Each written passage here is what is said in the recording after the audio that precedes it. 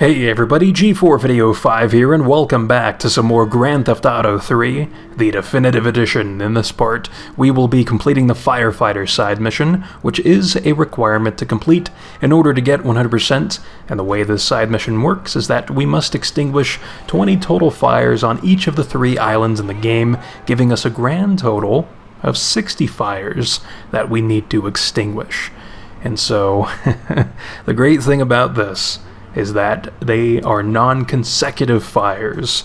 So that means that we can constantly activate and deactivate and then reactivate this side mission to our heart's content, because, you know, there are certain areas around Liberty City that are more dangerous than others, such as St. Mark's and Harwood, where I would not want to go in there, especially when driving this thing. And so, it's in our best interest to just reset the side mission anytime a vehicle spawns in any of those areas. And we can be especially lazy with this by just constantly resetting the side mission to where we only end up driving through Chinatown and the red light district, as that's what I ended up doing back in Portland, and what I'm doing here in Staten Island is very similar, where I'm just kind of flip-flopping between Belleville Park, Bedford Point, and Torrington, as those 3 areas are relatively nearby and close to each other. So I did my best to try doing that, and it paid off quite nicely, because it made this go by relatively quickly, so it's all fine and dandy. Now, thankfully for us, there's plenty of old pedestrians here in Liberty City that partake in enchilada night, and so they're, we can see the aftermath in their vehicles there, and so, yeah, there's really no downside to resetting the mission, outside of you missing out on cash bonuses, if you're into that type of thing. But we have so much money at this point, you know, we can buy as many Pokemon cards as we want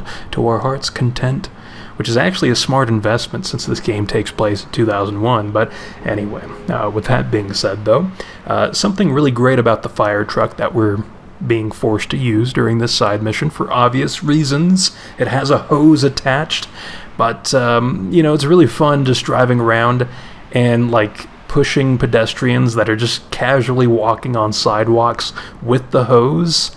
Yeah, I mean, it's just really fun seeing them fly off, especially when you're on like bridges and near cliffs and stuff, because then they just end up flying off the bridge, for example. And it's a lot of fun just messing around with that thing. And even just crashing into other vehicles driving around is also pretty fun when you're using a fire truck. So, I don't know.